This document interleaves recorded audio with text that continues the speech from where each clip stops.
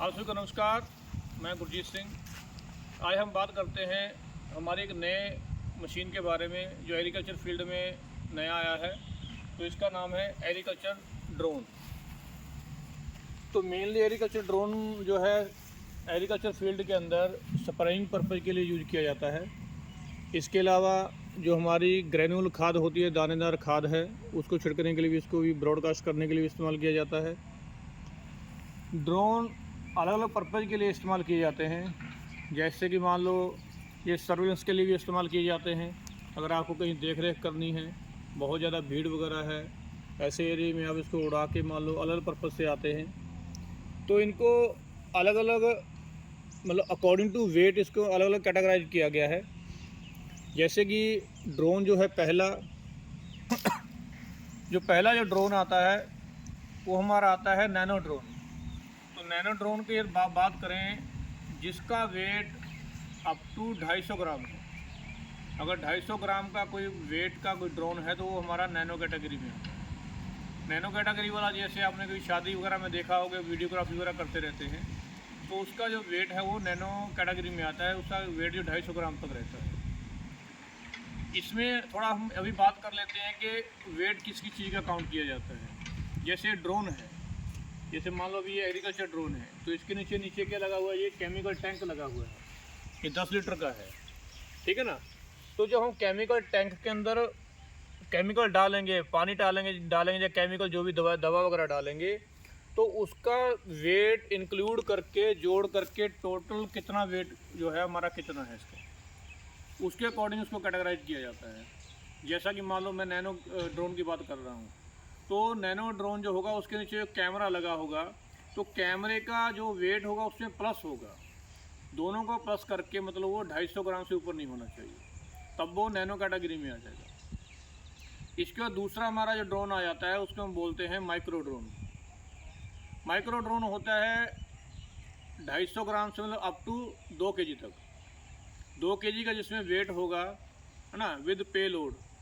हाँ, फिर मैं पे लोड वर्ड यूज़ कर रहा हूँ। पे लोड का मतलब समझिए कि जो भी कोई केमिकल टैंक है, कैमरा है, ग्रेनुअल खाद दाना छिड़कने के लिए कोई चीज़ लगा हुआ है, या मान लो कोई सामान, जैसे मान लो कई ड्रोन क्या करते हैं, हम मेडिकल पर्पज़ के लिए इस्तेमाल करते हैं। आपको दवा मेडिसिन वगैरह यहाँ से छोड़ के कोई दूसरा जगह उनको छोड़ के आना है, तो वो जितना वेट उठा सकता है उस कैटेगरी के अंदर, उसको मैं क्या बोलते हैं, पे लोड बोलते हैं। केमिकल टैंक है तो उसको हम पे लोड बोलेंगे, कितना पे लोड है, ठीक है ना जी।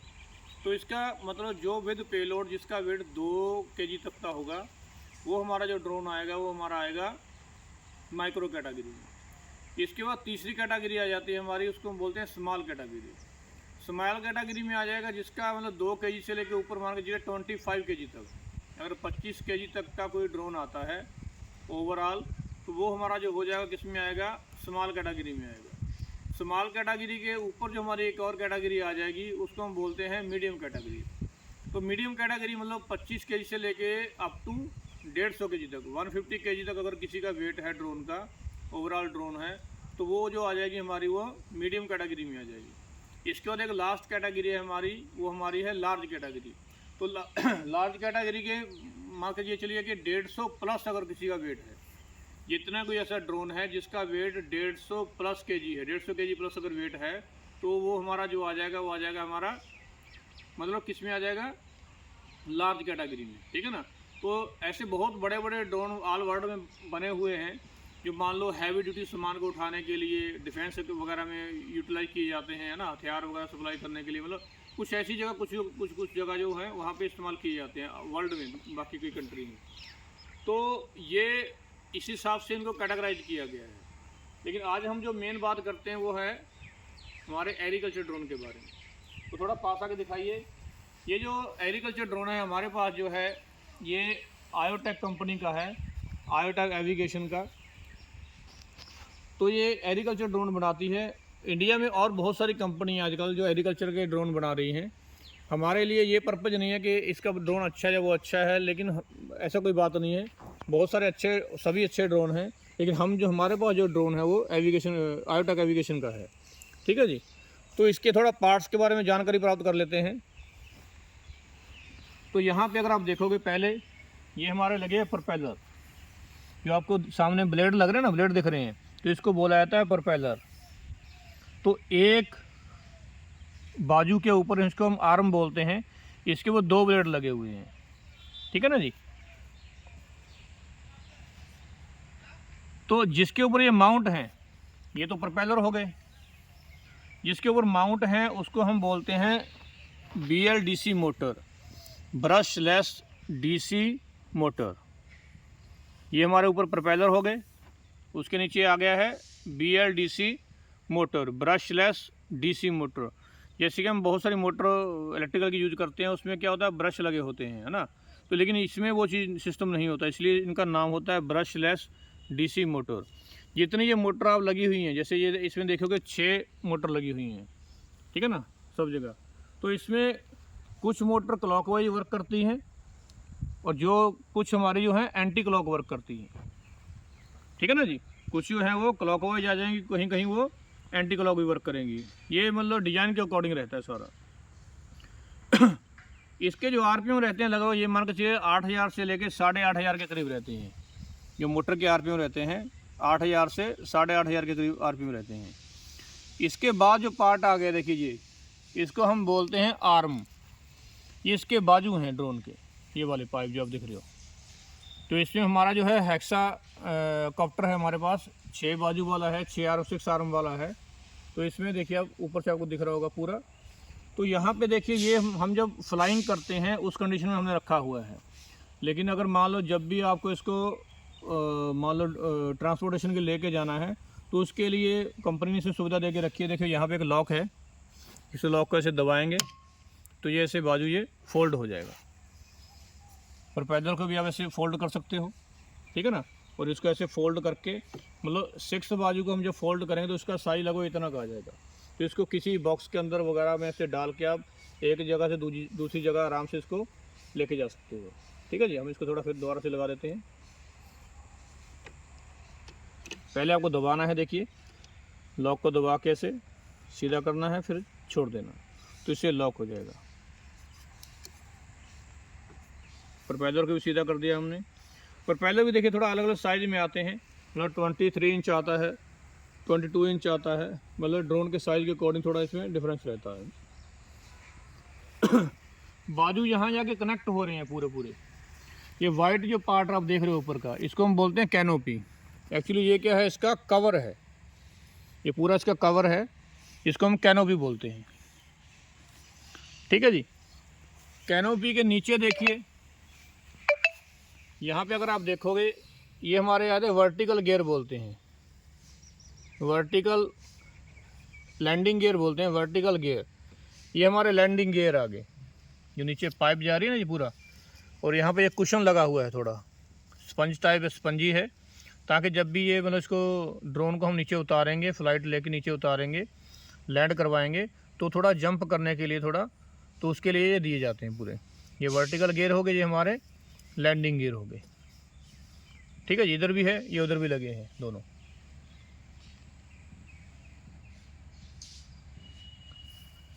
इन दोनों के बीच में देखिए यहीं पर ये टैंक लगा हुआ है, ये केमिकल टैंक है, केमिकल टैंक है। इसका जो ढक्कन लगा हुआ है देखिए, ये दिखाते हैं आपको।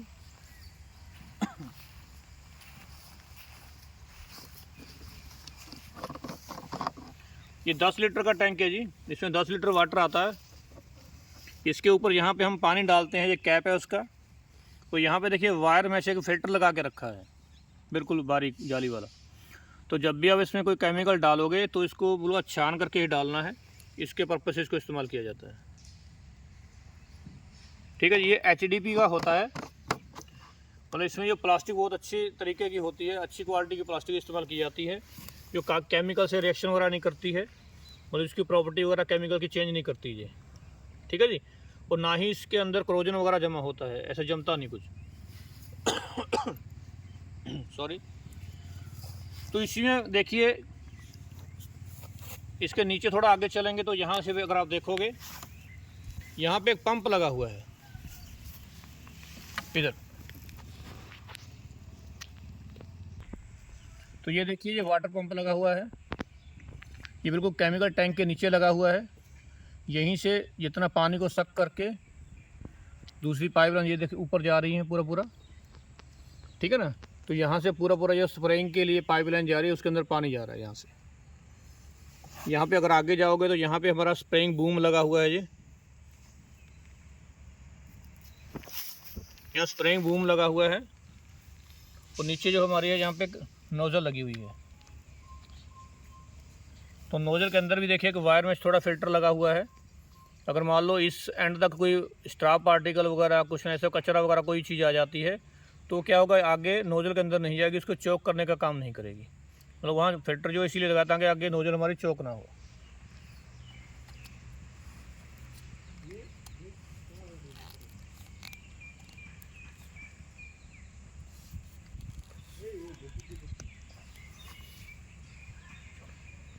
तो यहाँ पे और आप चीज़ देख रहे हो ना, ये वाला ये यहाँ थोड़ा एयर ब्लीडिंग के लिए है। अगर मान लो आपको इसमें पूरी पाइपलाइन में एयर आ गई हो तो उसको थोड़ा सा लूज कर देना है। तो जैसे हम पंप चलाएंगे तो पूरा पूरा यहाँ से एयर भी आ जाएगा, साथ में पानी भी आना चालू हो जाए। या जब मान के चलिए अगर टैंक को आपको खाली करना है उस कंडीशन में भी आप इसको खोल कर रख सकते हो। तो जैसे हम पंप चलाएँगे तो पूरा पूरा पानी यहाँ से आराम से बाहर आना चालू हो जाएगा, ठीक है। तो वर्किंग कंडीशन में इसको थोड़ा पूरा टाइट करके रखते हैं हम इसे, ठीक है जी। तो ये हमारा जो केमिकल है 10 लीटर का है, तो इसमें 10 लीटर आप आराम से डाल सकते हो। एक जो हमारा केमिकल का टैंक है, मतलब इसमें देखिए कंडीशन होती है, ये मान के चलिए हम इसको सेटिंग कर सकते हैं ऐसे कि आप कितना केमिकल अप्लाई कर रहे हो, ठीक है ना। मान लो जैसे हम कहते हैं कि जो स्प्रेयर है हमारा, ये पूरा नोजल लगी हुई है। इसमें अगर देखोगे तो आप एक नोजल उधर रखी हुई है, एक नोजल इधर लगा हुआ है और दो जो नोजल इस पर लगी हैं स्प्रेइंग नोजल। लेकिन अगर देखोगे तो फ्रंट वाले बाजू पे आर्म पे यहाँ पे नोजल नहीं है, इधर स्प्रेइंग नहीं होगा। क्यों नहीं होगा देखिए, क्योंकि इसके पीछे जो दोनों मोटर लगी हुई हैं, जिस एरिया अगर हम यहाँ भी स्प्रेइंग लगा देंगे, नोजल लगा देंगे, तो उस एरिया में डबल स्प्रे हो जाएगा। वो नोजल वहीं स्प्रे करेगी, ये भी वहीं स्प्रे कर रही है, और अगर यहाँ लगा देंगे वो उसी एरिया में दोबारा डबल स्प्रे हो जाएगा। तो इसलिए इन आगे वाले में मतलब एक जगह पे यहाँ पर स्प्रे नहीं किया जाता है।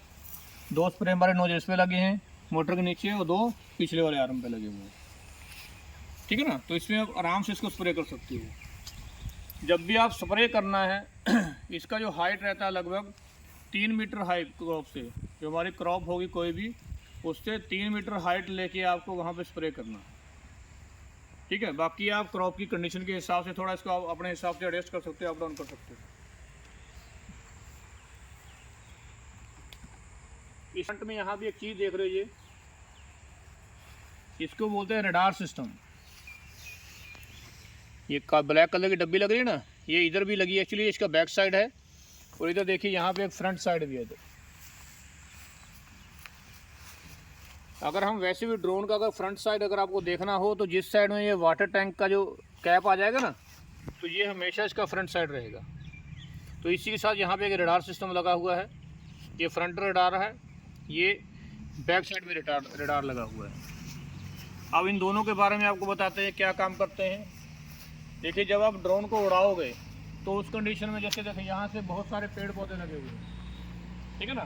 कई बार क्या होता है, हम जब उसको उड़ाते हैं तो एकाएक मान लो आगे का कोई पेड़ आ जाता है, ठीक है ना। जैसे हम दूर खड़े, हमको नहीं पता लगा वो कि ड्रोन पेड़ से कितना दूरी में, हमको दूर से नहीं दिखाई देगा। तो ये क्या, ये सेंसर सिस्टम है, रडार सिस्टम सेंसर काम करता है कि अगर सामने पेड़ या कोई बिल्डिंग आ जाएगा या कोई पौधा आ जाएगा या कोई पोल आ जाएगा, तो ऐसी कंडीशन में क्या होगा, तो सेंस करेगा। लगभग 5 से 6 मीटर पहले ही वो जो हमारा ड्रोन होगा वो रुक जाएगा, मतलब आगे नहीं जाएगा, ठीक है ना। तो अपना रास्ता ढूंढेगा कि कहाँ से उसको निकलना है। तो ये सेंसर सिस्टम है। दो तो आपको दिखा दिए, अभी तीसरा एक और दिखाते हैं जो हमारा, थोड़ा आगे आ जाइए, इधर साइड में दिखाते हैं आपको। तो यहाँ से अगर देखोगे तो ये नीचे लगा हुआ है, यहाँ पे इसको हम बोलते हैं टेरेन रडार होता है। अब ये क्या काम करता है देखिए, इसके बारे में आपको बताते हैं कि जब हम इसको उड़ाएंगे तो इसको उड़ाने के देखिए 2-3 तरीके होते हैं। एक तो होता है कि मैं इसको मैनुअल उड़ाऊंगा कि अपने तरीके से कितना हाइट लेना है, कितना डाउन करना है, अपने हिसाब से इसको करूँगा। दूसरा इसका होता है कि इसके में हम मैपिंग करते हैं, मतलब ऑटोमेटिक ये काम करता है, ऑटोमेटिक स्प्रे करेगा। तो जब ऑटोमेटिक ये स्प्रे करेगा तो उस कंडीशन में हम जो सॉफ्टवेयर है इसका, ठीक है ना, तो उसके अंदर क्या होता है, इसकी हम हाइट इसकी फिक्स कर देते हैं कि भाई ये मान लो 10 फीट पे उड़ेगा या 12 फीट पे उड़ेगा, तो वो 12 फीट कैसे लेगा वो, तो वो हमारा जो नीचे का टेरेन रडार होगा वहाँ से सेंस करेगा, वो नीचे सेंस करेगा, ठीक है ना, कि क्रॉप से मतलब जहाँ भी उसको नींव जो तल मिलेगा वहाँ से उसकी 10 फीट या 12 फीट या 20 फीट जितना उसको सेटिंग करोगे ऑटो में, तो उतनी हाइट पे वो उड़ना चालू हो जाएगा, ठीक है ना। तो उसी के लिए हमको टेरेन रडार लगा के रखा है, ठीक है जी। तो ये तीनों हमारे जो सेंसर काम कर रहे हैं। इसके अंदर जीपीएस सिस्टम भी होता है। तो जीपीएस से क्या होगा, हम कहाँ पे इसको फ्लाइंग करवा रहे हैं, कहाँ पे उड़ा रहे हैं, तो इसका जो जीपीएस होते हैं वो सीधा हमारे जो सैटेलाइट उड़ रहे हैं, जो ऊपर सैटेलाइट हैं, डायरेक्टली ये सैटेलाइट से कनेक्ट होता है पूरा जी, ठीक है ना। तो ये हमारा लोकेशन जो हमारा एल्टीट्यूड है जो उसमें दोनों में मतलब इस्तेमाल किया जाएगा, और लॉन्गिट्यूड वगैरह हमारा जो है कि हमारी जो लोकेशन जो आगे लॉन्गिट्यूड लैटीट्यूड वगैरह में आएंगी, तो दोनों को वो वहीं से हमारा वो मतलब लोकेशन ट्रेस करेगा, ठीक है ना जी। तो ये हमारा पूरा क्या हो गया, इसमें पूरे सिस्टम आ गए हैं। अगर साइड में अगर आप ये देख रहे हो, ये कनेक्टर है हमारे, ये दोनों साइड में कनेक्टर लगे हुए हैं, तो ये बैटरी को कनेक्ट करने के लिए लगाए गए हैं। तो इसके लिए भी आपको भी बताएंगे थोड़ी देर में कि बैटरी कैसे कनेक्ट करेंगे, ठीक है जी। तो ये जो आपने अभी कुछ पार्ट्स वगैरह में हमने आपको जानकारी दी है, ये हमारा पहला वीडियो है। इसके अलावा एक मैं और भी वीडियो बना रहा हूँ, उसके साथ ही ये पार्ट 1 है, तो पार्ट 2 में आएंगे। तो पार्ट 2 में हमारा ये बैटरी कैसे हम इसको इंस्टॉल करते हैं, बैटरी कैसे फिटिंग किया जाता है, कितने एम्पेयर का बैटरी रहता है, और एक बैटरी का मतलब कितना टाइम इसको उड़ा सकते हैं, ठीक है ना, और इसका ये जीपीएस सिस्टम होता है उसके बारे में जानकारी प्राप्त करेंगे, ठीक है जी। आप सबका धन्यवाद, थैंक यू, नमस्कार।